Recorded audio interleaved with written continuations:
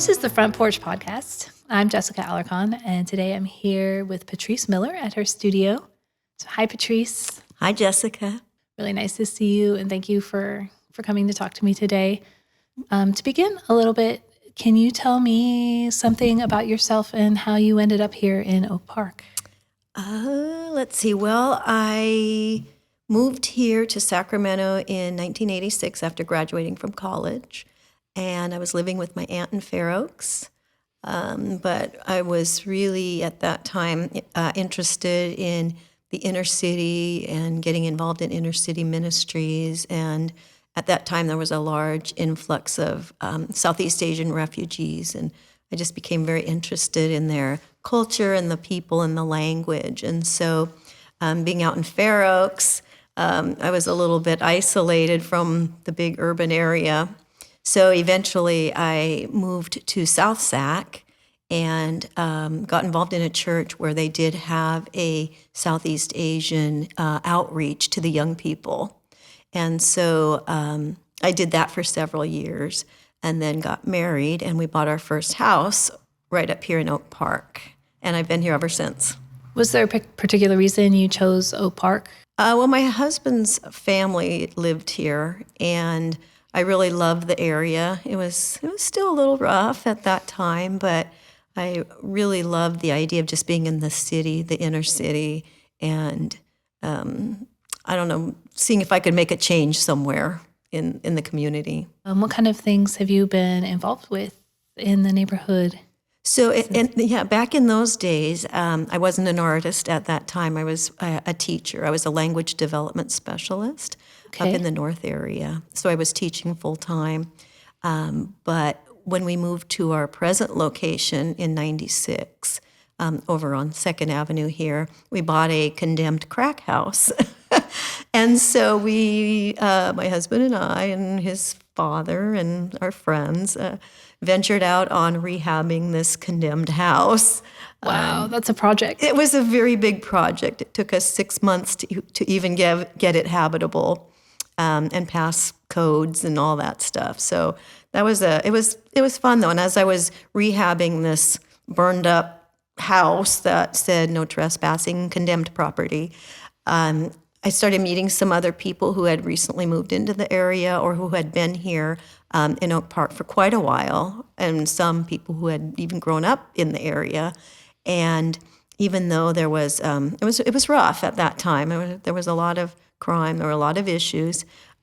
We felt that Oak Park was really worth investing our time in and making a difference. And so I joined in. At that time, it was called the drug-free zone, the Oak Park drug-free zones. It was divided up into, I think, 5 different regions, and so I became involved in the drug-free zone in this area here around 2nd Avenue in the park, McClatchy Park. And then we would all meet together. All the groups would have a representative. So it became sort of this coalition of like-minded neighbors and community people and organizations who really wanted to see positive change happening in the area. And so I became involved in all of that, and that kind of spun to other community involvement activities. And so what did the drug-free zone, what did you do? Oak Park, we sort of figured out some geographic areas where there were smaller drug-free zones, but Oak Park we also had one big drug-free zone because one of the biggest issues was the drug use and just the overwhelming crime. I mean, and everything associated with that, rampant prostitution. And I mean, there was just a lot of stuff associated with sort of that experience. So it probably became one of the most core issues at the community at that time, or at least for a large number of people living here. So we would meet once a month as just the whole Oak Park drug-free zone. And at first we would meet kind of in some different areas, but we ended up over at the park, McClatchy Park. There was called the PAL. It was the Police Athletic League. It was this old beat-up building. It's torn down now, but we met in there just as a whole. All the zones would come together. and we met there once a month. And then if there were certain specific issues to, say, a certain street, then the individual zone might stage something, and then everyone was invited to come, but it was specific to that area or that street or maybe that issue. And so we would meet once a month with police officers, code enforcement. We met with city leaders. We met with just a whole variety of people to work together to find solutions and just work on just coming together as a community to see what we could do to resolve and improve some of the issues that were affecting the area. Okay, that's so interesting. Yeah. And so you said that changed over time. You got involved in some other things? Yeah, and so during that, I became involved in other Oak Park organizations and endeavors and things like that. And at that time, we were a project area. What is it? I forget what it's called. It was a project area development something or other through the SHRA. And so they had an advisory arm called the Project Area Committee. So I was part of the Oak Park PAC for quite a while as well.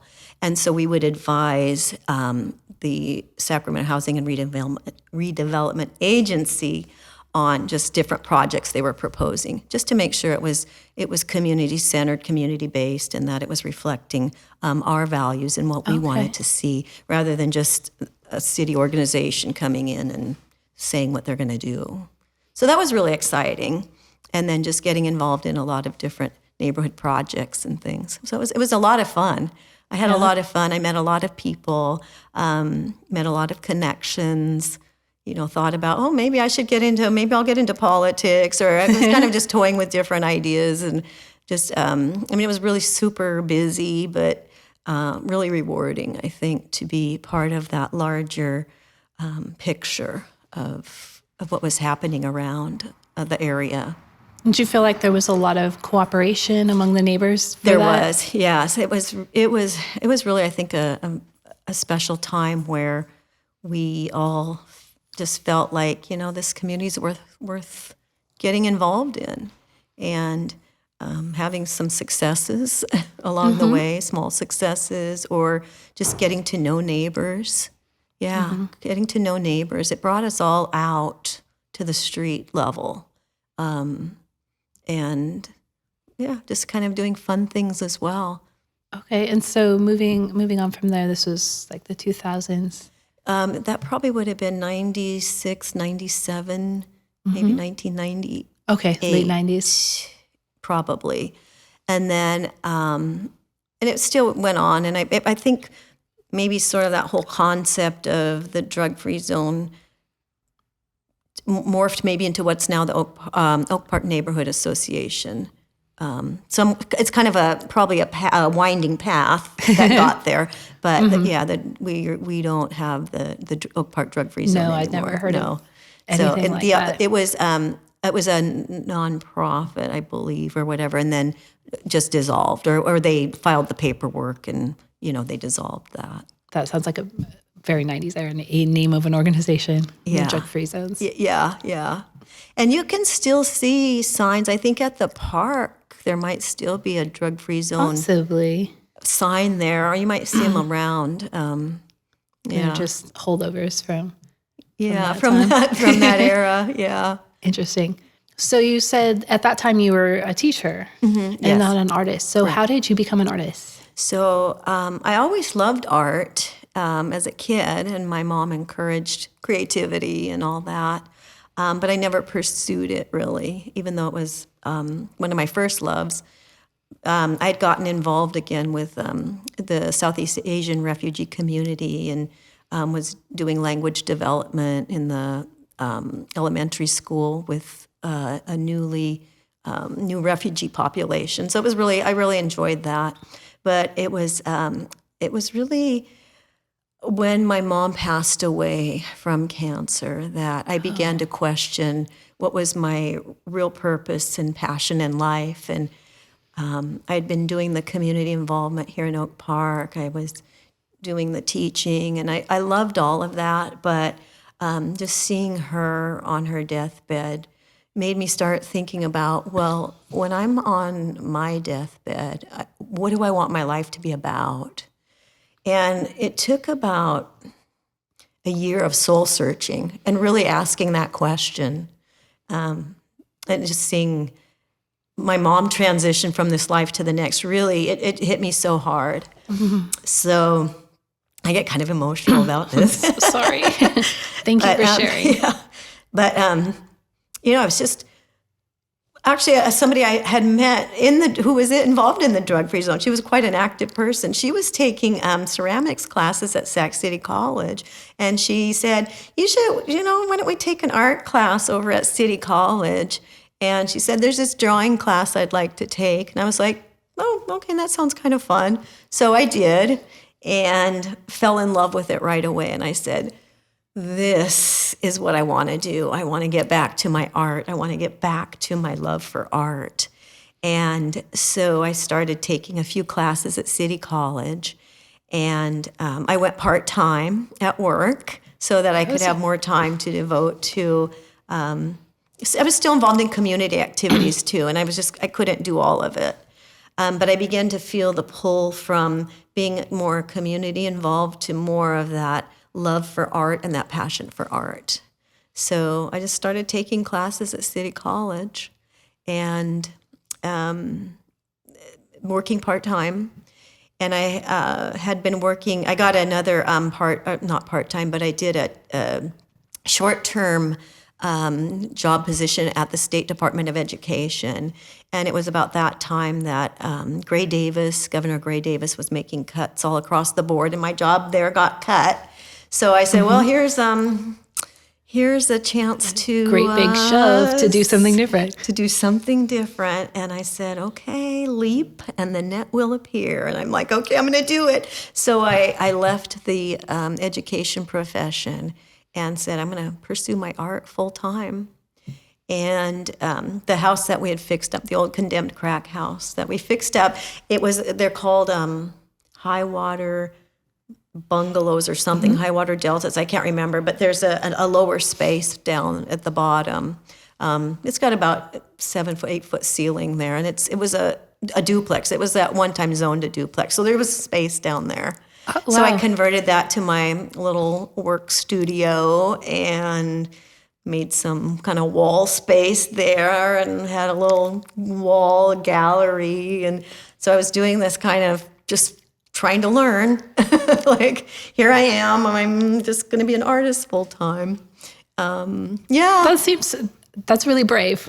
That's a courageous thing to do. It was very courageous, and it took me a long time to come to that decision. Mm-hmm. And it was hard, it was a little hard giving up the paycheck and all of that and that certainty. But I remember even hosting a couple little art shows down there in our basement there, and inviting some other artists, some people I knew from the community here too.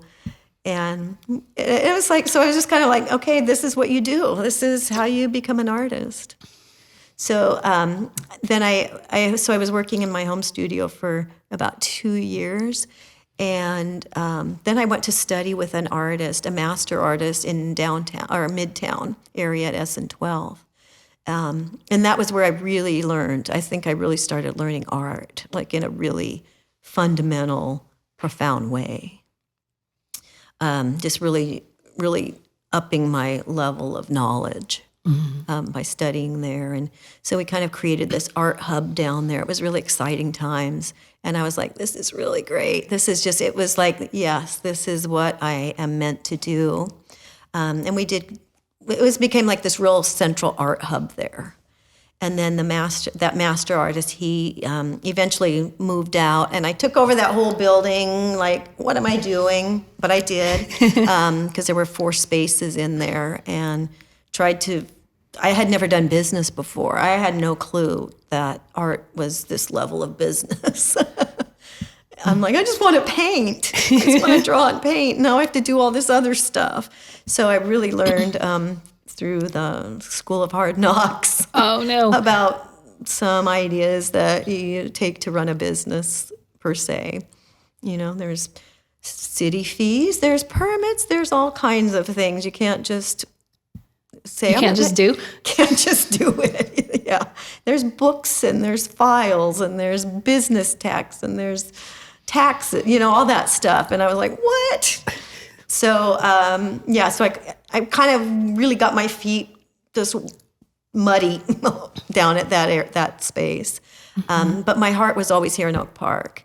And every time I would drive to go to that studio, I would be like, I just wish I could lift that building up and place it right here in Oak Park. And just, I wish I could have a space here in Oak Park. Why does that make a difference to you think? I think just because I love the community. I love Oak Park. I love being here. And my heart is here. Mm-hmm.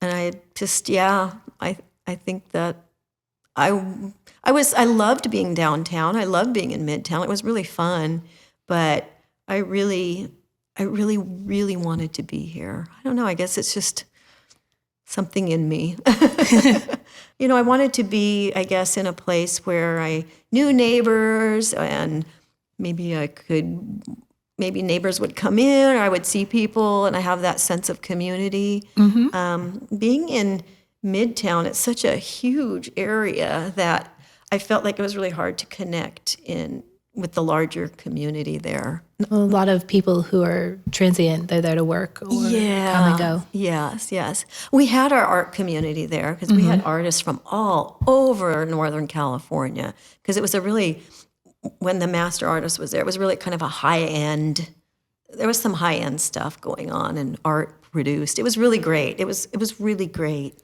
But as far as connecting outward, I didn't have that, and I missed that. So my heart was really longing to be back here. So I thought, well, I'm just going to start looking around and see what's around. And I kind of felt like Goldilocks. I'd be looking, and this place is too small. This place is too big. Mm-hmm. And then I knew the owners of this building. They're my neighbors too, and they'd kind of been involved with the neighborhood association and all that. So they'd been here for longer than I had been. So I knew them, and they had this building here, and it was already occupied, but their tenant wasn't. I don't know. There was an issue with it. Something I don't know. That's not my problem.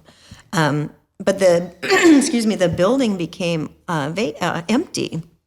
And they said, would you like to come and move your gallery and studio over here? And I was like, okay, this is the perfect place. This is my Goldilocks moment here. A beautiful space. Well, it's a really nice building. It was a gorgeous building, and it was a mess inside. Oh. And it took several months to just get it cleaned up, get it ready for everything. And God bless my husband. He helped so much with all the other stuff, but that's not gallery art hanging related and all that, and kind of transformed it. But I was sort of like away from my community, our art community, and they were still, a lot of them were like, well, is it safe to come to Oak Park? Because none of the surrounding area was really built up yet. When was this? Now, I moved here in 2012. Okay. So it is my 10-year anniversary this year. Been here 10 years. And there was not a lot of development yet, although I knew it was coming. Wasn't that scary then? It was still, it was...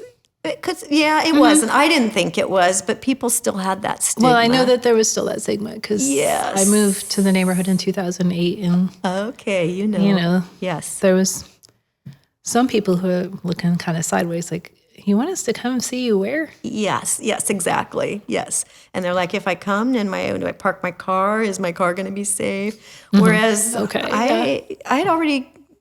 I knew I had already seen the transition. It was changing. It was much safer. Yeah, by 2012, it was much better. It was much better. It was. And I was like, of course, you're fine. You're fine. I guess because even one tenant who had this building in the 80s, they eventually just moved because it was so rough, and their employees were getting held up and robbed. I mean, it was really crazy. You know, it was a crazy time back then. And so people still had that stigma of, well, we don't know if we want to come to your studio here, Patris, over here in Oak Park. It might not be safe. And just convincing people to slowly, you can come. It's okay. It's okay. So it was a slow start. It was a really slow start to build the business and just kind of get my footing. But I loved every day walking here to work. I loved it. I loved seeing my neighbors, you know, saying hi, walking by. And I was just like, I'm home. I am home. That's wonderful. Yeah, yeah. And I jealous. and I thought, you know, I'm full circle now. I am full circle, and if I die here, I'm happy. This is great. This is my life purpose. So just continue to build the business, to reach out, to see what I could do to make it financially stable. Yes. Yes. Well, I imagine that's a challenge. So I'm looking at your pieces behind you, and I see you've. I recognize scenes from the neighborhood and then also nature. So, I mean, beyond just loving the craft, what is it that inspires you to create the pieces you make? Yeah. So I love landscape painting anyway. I'm growing up in Northwest Montana. It's imprinted on my heart and my brain. I can't shake that ever, ever, ever. So landscape's my passion. But I love just the architecture of Oak Park, and I love painting the neighborhood. I love creating images of the area. And so 3 years ago, I created a body of work that I called the Broadway Rain series. And I have a few remaining pieces here. The rest have gone to homes, which is wonderful. But it was images of Oak Park, probably within maybe a 4 or 5 block radius of the studio here. And I themed it in a rainy night setting. And so it was a challenge for me. So that was my big push in my career, is to create something I never thought I could do or even knew how to do. And I created, I think it was 17 pieces in that collection. And it just, I was like, wow, I love this. Yeah.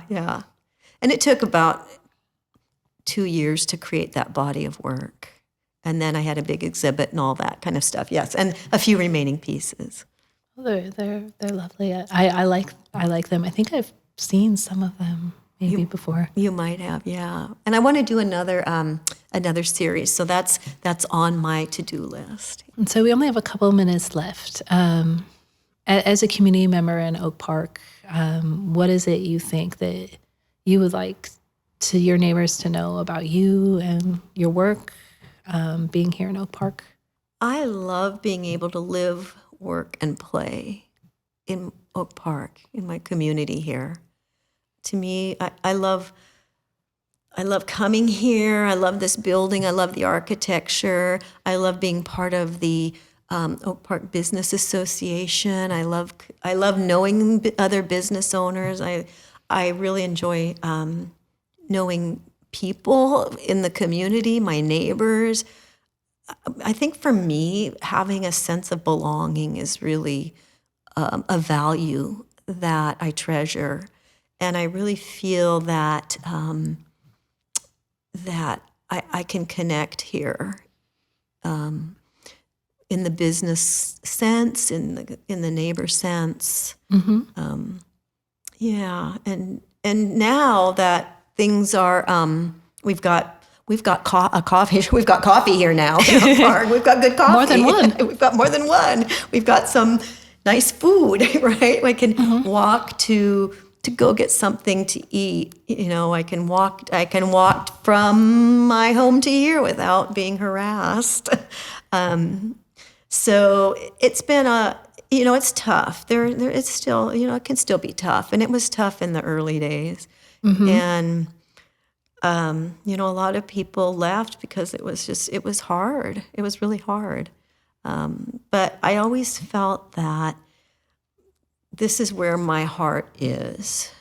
And I think it goes beyond just the place. There was the connections of the people too, knowing people. And I just really feel like, Oak Park people who've been here, who've kind of been through that, there's an authenticity that we've been through something together. And maybe that those friendships that we formed in the early days when it was really hard still last. Mm-hmm. Yeah. That's really beautiful. I know that's I think the space just gives you a sense that we chose this area because it felt like this could be a community. And we looked at homes in other neighborhoods where it didn't feel like there was much of a community there. And, maybe we would have gotten to know our neighbors and found otherwise, but it just felt like this was a place where that invited that. Yes, I totally agree. So, and we walk our dogs around the neighborhood, and we try to make it really a point to say good morning to everybody. Even though some people are, they've got their head down and they don't want to say anything. You don't know how somebody might go, oh, that felt nice. Somebody acknowledged me. And so I know other neighbors do that too. So I think, we choose to live here because, something about that sense of community. Well, thank you so much for your time, and I've really enjoyed hearing your story and getting to know you a little better. Yeah, thank you so much. It's been quite an honor, and I really appreciate what you and you're doing in the community, and